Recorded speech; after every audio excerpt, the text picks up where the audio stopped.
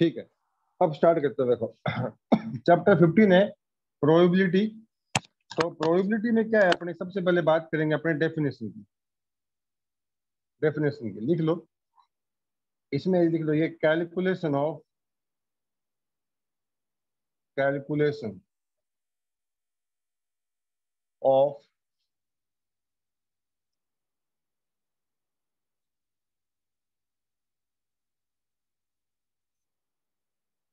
Uncertainty is called probability.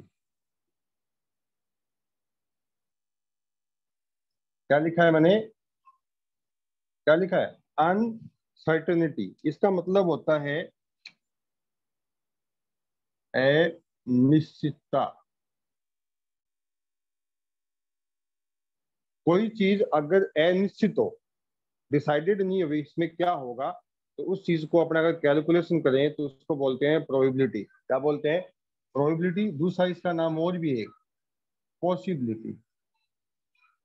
Possibility, ठीक है। और कैलकुलेशन जो वर्ड है उसके लिए जो आ सकता है मेजर्स। तो अपने कई चीजें बोल सकते हैं कि measures of uncertainty is called probability या पॉसिबिलिटी। फॉर एग्जांपल, कि मान लो कि इंडिया और पाकिस्तान का मैच हुआ। सपोज करो कि इंडिया और पाकिस्तान का मैच हुआ। अब मान लो कि आपने 100 लोगों से पूछा, 100 लोगों से पूछा कि बताओ कौन जीतेगा। तो 70 या 80 लोग बोले कि इंडिया जीतेगा और 20 लोग बोले कि पाकिस्तान जीतेगा। ठीक है, तो ये बताओ इंडिया के जीतने की प्रोबेबिलिटी क्या है, बताओ। Probability of 80/100। इन इंडिया, बताओ क्या 4/5। आएगी। तो टोटल लोग कितने थे, 100 थे। 100 लोगों में से 80 वोट हैं वो इंडिया के फेवर में गए, इंडिया के फेवर में चले गए। तो नीचे क्या था, टोटल वोट, और ऊपर क्या आता है, फेवरेबल वोट ऑफ इंडिया। ठीक है, इंडिया के फेवर में कितने वोट गए। तो यहां से अपने को क्या समझ में आता है कि जो प्रोबेबिलिटी होती है, उस प्रोबेबिलिटी का जो फॉर्मूला होता है वो ये वाला होता है, formula of probability.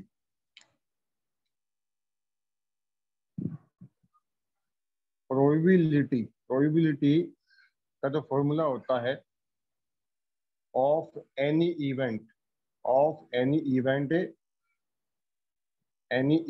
E denoted by P E, denoted by P E. देखो यहाँ पर क्या है कि पी का मतलब तो है प्रोबेबिलिटी और ई का मतलब है इवेंट। इवेंट वो कुछ भी हो सकती है। इवेंट का मतलब जीतना हारना, ओड नंबर का आना, इवन नंबर का आना, किंग का आना, रेड कलर का किंग आ जाए। ताश की गड्ढे की बात करें, डाइस को उछालें तो 5 से छोटा नंबर आएगा, प्राइम नंबर आएगा, कंपोजिट नंबर आएगा। किसी भी चीज को इवेंट कह सकते हैं। ठीक है, तो इसका फॉर्मूला जो बनेगा वो ये बनेगा, नंबर ऑफ, कौन से case, favourable case, number of favourable cases of event. Event वो कुछ भी हो सकती है जिस इवेंट की हम बात करें। इससे क्या आएगा, total, total number of possible outcomes, number of favourable outcome कर देता हूँ यहाँ, केसेस कर दो, केसेस कर दो चलो। तो possible, total number of possible cases. और केसेस वर्ड की जगह हम यूज कर सकते हैं, इसकी जगह हम यूज कर सकते हैं आउटकम्स, और इसकी जगह भी आउटकम। ठीक है, तो ये फॉर्मूला आप एक बार नोट कर लो। बोलिए, नोट कर लिया गया, बोलिए।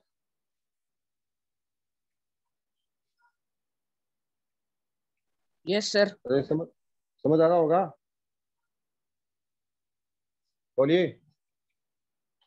यस सर, आ रहा है। हाँ, अब देखिए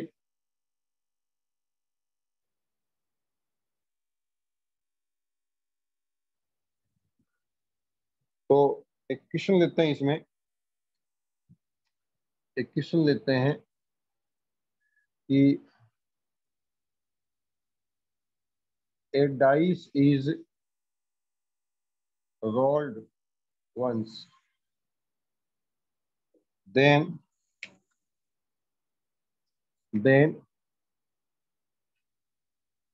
what is the probability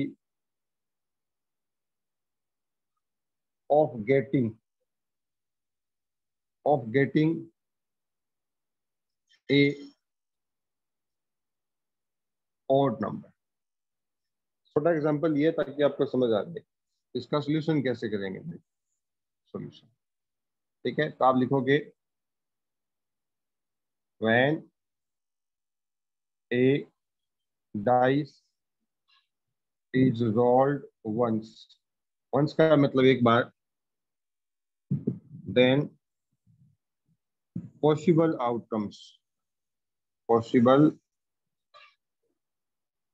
outcomes क्या क्या आ सकता है, 1 2 3 4 5 6। तो total number of possible outcome, तो 1 2 3 4 5 6 आउटकम पॉसिबल है। पहला सवाल है, सब पूरा स्टेटमेंट से करवा रहा हूँ।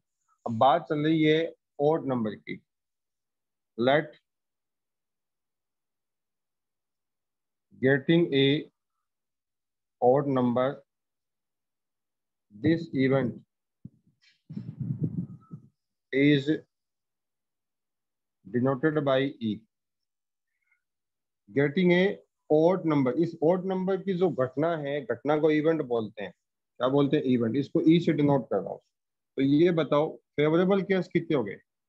फेवरेबल केसेस, odd नंबर के केस कौन कौन से हैं? 1 3 और 5, 1 3 5।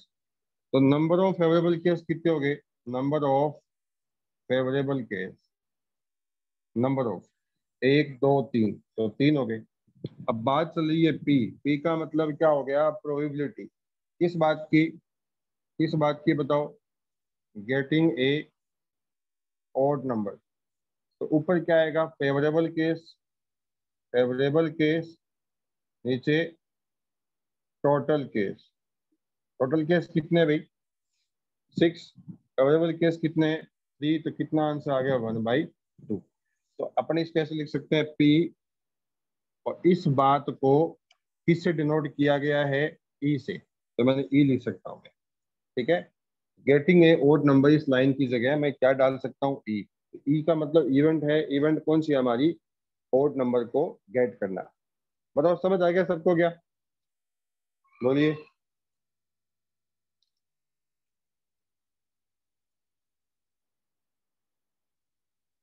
सारे बच्चे समझ गए क्या? बताओ।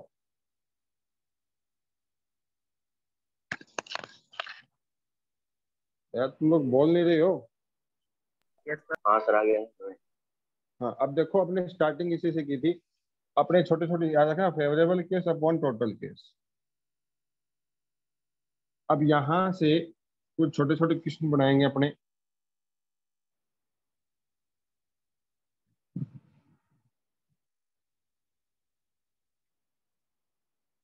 तो पीई फॉर्मूला बताओ क्या था? Favourable cases upon total cases. Total case को मैं एन बोल देता हूँ और फेवरेबल केस को क्या बोल देता हूँ? एम। समझ आ जाएगा? टोटल केस को एन मान लिया और फेवरेबल केस को एम मान लिया, तो अपने पास फॉर्मूला जो बन गया पीई का, वो बन गया M/N। समझ आ रहा है? अब आपको एक चीज बतानी है कि टोटल केस एन है तो और फेवरेबल केस एम है, तो एम और एन के बारे में आप क्या बोल सकते हो? तो मैं ये बोल सकता हूँ कि जो एम भैया है, एम की वैल्यू हमेशा एन से कम रहेगी या इसके बराबर भी जा सकती है। मान लो 100 के 100 वोट मिल जाए, टोटल 100 थे, फेवरेबल भी 100 के 100 हो जाए उसके फेवर में, या उससे कुछ कम रहेगा। और एम की जो वैल्यू है वो 0 से बड़ी रहेगी और 0 के बराबर रहेगी। ये बात तुम समझ गए क्या? बताओ। फेवरेबल केस हमेशा टोटल केस से कम होते हैं या बराबर हो सकते हैं, और 0 से बड़े या 0 के बराबर, क्योंकि फेवरेबल केस 0 भी हो सकते हैं। जैसे मैंने डाइस को उछाला, तो बताओ 7 आने के चांस कितने हैं? 0 है। डाइस में नंबर ही 6 तक होते हैं। ठीक है। अब देखिए, एम यहाँ, एन यहाँ 0, मैं इस सब में एन का डिवाइड कर देता हूँ। एन का डिवाइड कर दिया तो ये बताओ कितना बन गया? एन बाई एन 1 आ गया, 0/n 0 आ गया। और ये बताओ कौन है ये वाला? बोलो इसकी वैल्यू कितनी? एम बाई एन की। बोलिए, एम बाई एन कितना है? बोलो भैया। पीई। यहां से एक बात समझ में क्या आ गई? पहला पॉइंट आ गया, इंपॉर्टेंट पॉइंट है ये, कि जो प्रोबेबिलिटी होती है, पी का मतलब प्रोबेबिलिटी ऑफ एनी इवेंट ई। तो किसी इवेंट ई की जो प्रोबेबिलिटी होती है वो 0 से बड़ी या 0 के बराबर, 1 से छोटी या बराबर। इस बात को लिख देते हैं क्या, कि probability of any event E is lie between 0 and 1। 0 और 1 के बीच में किसी भी इवेंट की प्रोबेबिलिटी लाई करती है, 0 से बड़ी और 1 से छोटी, इनके बीच में इसका आंसर होगा। ठीक है। या इस बात का दूसरा मतलब ये हुआ कि probability of any event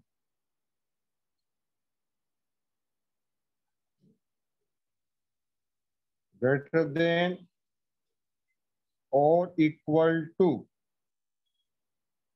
to, यहां बताओ कितना आएगा? बताइए यहाँ कितना आएगा? 0।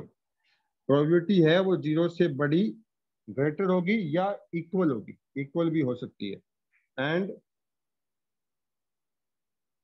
Less then or equal to, बताओ कितनी होगी? बताओ कितनी आएगी? मुकुंद बताना कितनी होगी? 1। समझ आ रहा होगा? बोलिए। अरे भैया समझ आ रहा है? बता दो पहले तो। Yes sir. अच्छे से समझ में आ रहा होगा? एकदम हम्म। एकदम। तो कैमरा साफ कर देता हूँ मैं यार, ये अब ठीक है। बोलिए।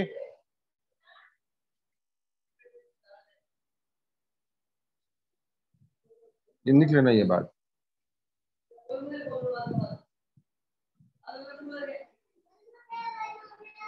और देखिए, तीसरी बात,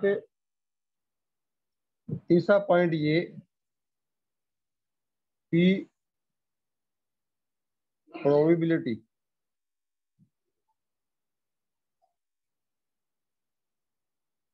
ऑफ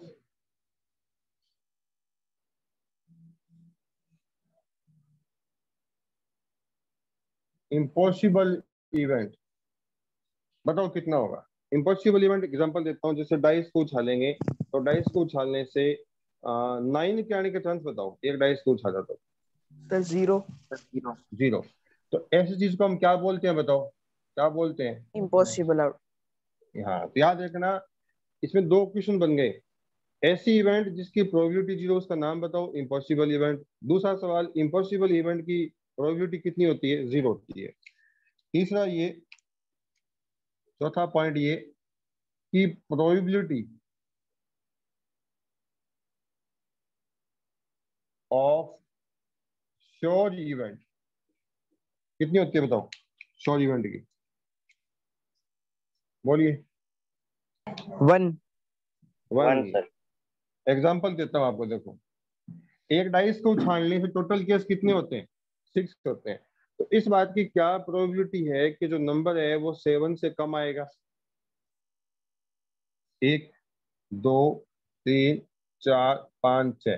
तो 7 से कम आने के चांस कितने हैं? 6। टोटल केस कितने होते हैं? 6। और फेवरेबल केस भी 6, तो 1। क्योंकि ये बात श्योर है कि डाइस को उछालेंगे नंबर 7 से कम ही आना है, तो इसका आंसर कितना हो गया? 1। तो ऐसी इवेंट को क्या बोलते हैं बताओ, क्या बोलते हैं? Sure event. समझ आ रहा है क्या? बोलिए बोलिए। Yes sir. yes sir, हाँ अगला पॉइंट देखो, अगला पॉइंट है पांचवा, कि प्रोबेबिलिटी ऑफ एनी इवेंट। ठीक है,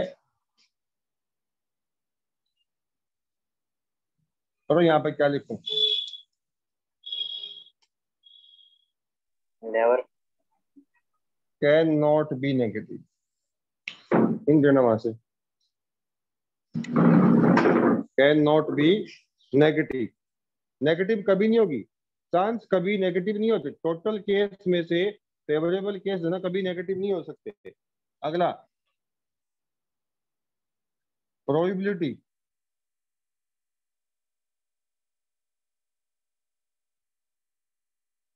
of any event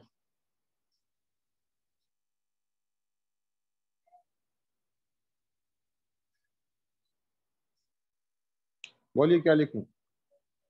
0 and 1। cannot be more than 1, हाँ, क्या लिखूं? Can not be more than one. एक से बड़ा आंसर नहीं हो सकता भैया, एक से बड़ा आंसर कभी नहीं होगा। क्योंकि अगर मान लो 100 वोट है, 100 में से 100 वोट आ गए फेवर में, तो आंसर एक ही आएगा। 100 में से 200 कैसे आ सकता? आ ही नहीं सकते। ठीक है, ये वाली बात है। इतना क्लियर हुआ सबको क्या?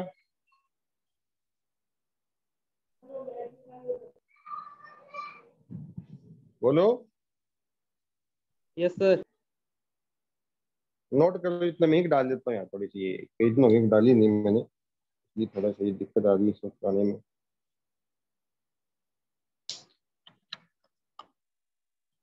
नाम नोट करो पहले। आज सुबह क्या वो आईडी के नंबर कोई चेंज हो गए, मैंने पता कुछ फॉर्मेट मार दिया, क्या कर दिया, तब टाइम लग गया लिंक डालने में।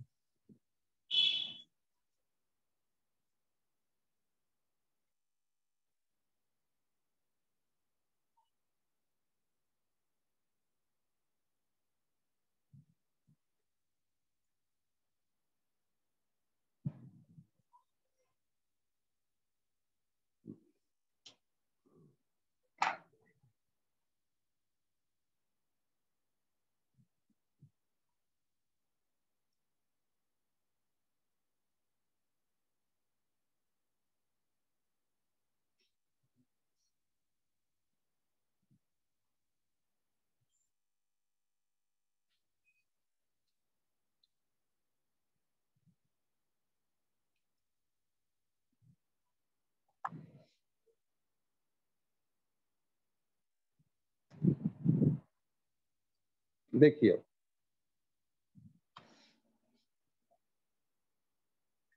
ये सारे क्वेश्चन बेटा आपकी बुक के हैं। अब देखिए, मुझे ये बताओ प्रोबेबिलिटी क्या होती है, बताओ, बोलिए। फेवरेबल केसेस अपॉन क्या होता है? Total outcome. तो अगर मैं फेवरेबल टोटल केस को एन मान लूं, फेवरेबल केस को एम मान लूं, तो ये चीज आई कि नहीं है बताओ, ये वाली। Yes sir. अच्छा, अब एक छोटी सी बात को बताना,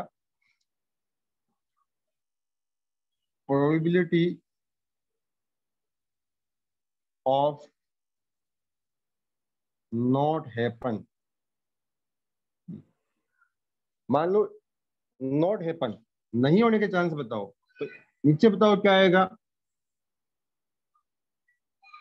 टोटल केस ऊपर आएगा नॉन फेवरेबल केसेस।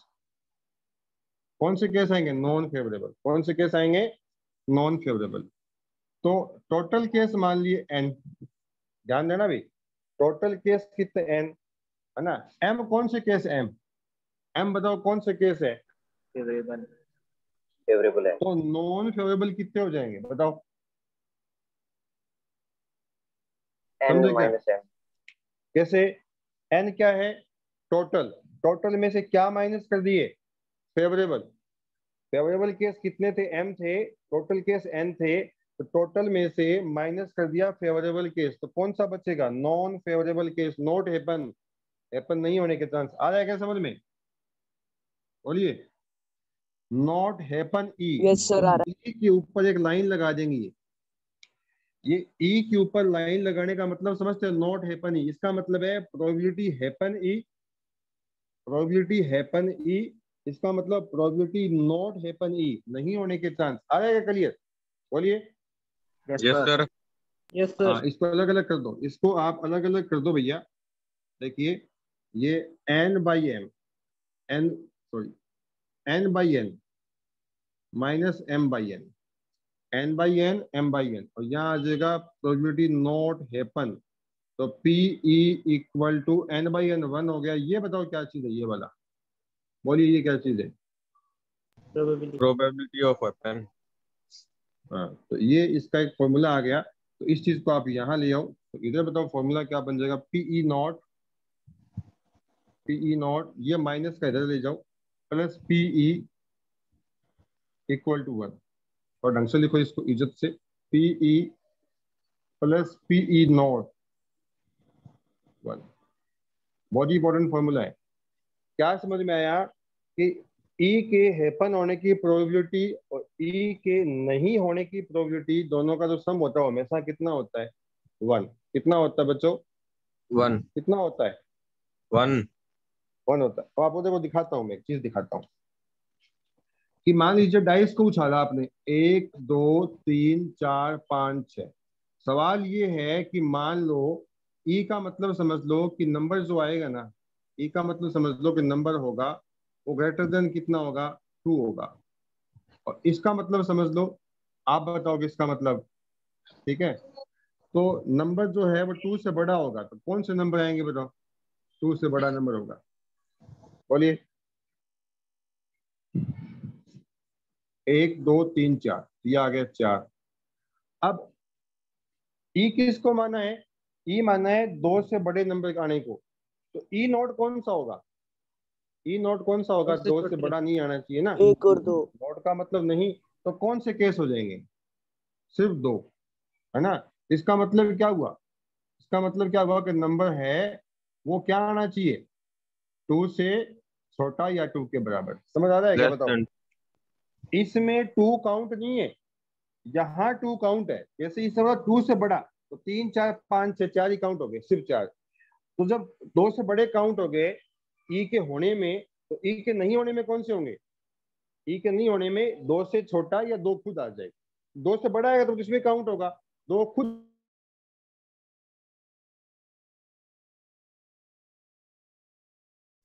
2 बाई 6, तो 6 और 6 का एलसीएम 6, 4 प्लस 2, 4 प्लस 2, ये आ गया आपका 6 बाई 6। कितना आया? 1। तो 1 ही बताया था मैंने आपको। समझ आ रहा है क्या? बोलिए।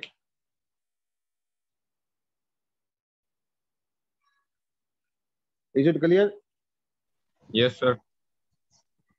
ई, ई का मतलब समझ, तो ई का मतलब क्या है? 2 से बड़ा नंबर। ई नोट का मतलब क्या है? 2 से छोटा नंबर या 2 के बराबर। ठीक है, तो होने के चांस, होने के चांस प्लस नहीं होने के चांस का सम कितना होता है? 1 होता है। इस बात का हमेशा आप ख्याल रखेंगे। अब एक छोटा सा क्वेश्चन बना देते हैं, एक सवाल बना देते हैं।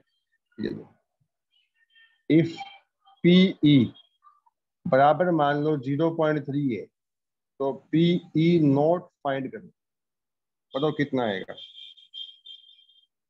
तो बहुत ही सिंपल सवाल है।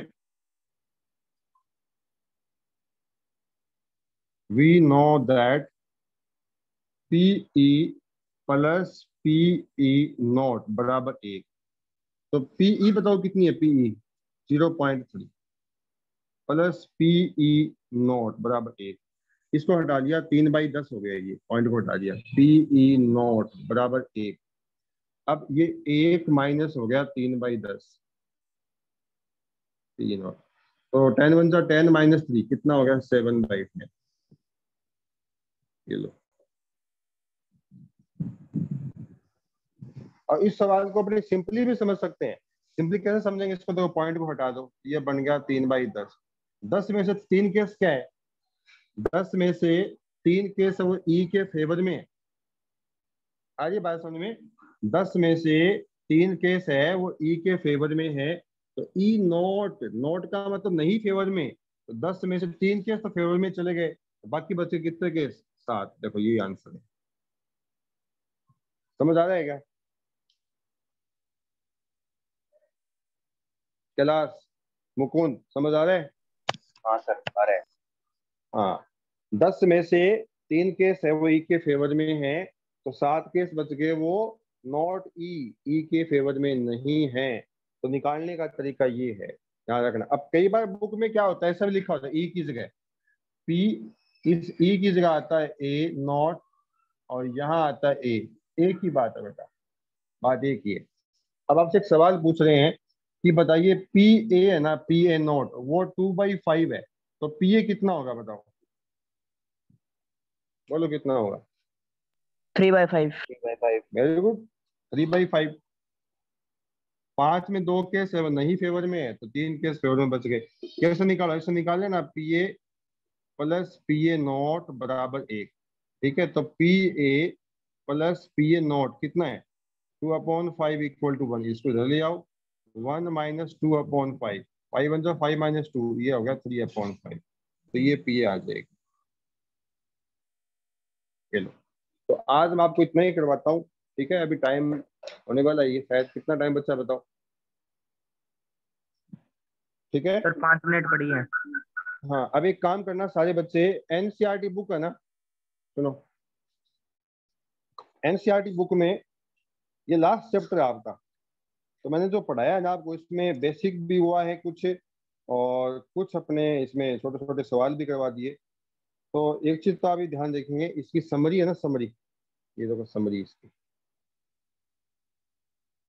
आपको समरी दिख रही है इसकी क्या? ये इसकी समरी पढ़ोगे, ये फॉर्मूले पढ़ोगे, देखो ये प्रोबेबिलिटी है ना, P E plus P not equal to 1, ये इनके बीच में होती है। ये और आया। एक इसके सवाल ये देखो, ये देखो probability of an event E plus probability of an event not E, नहीं होने का सम कितना आएगा बताओ? 1।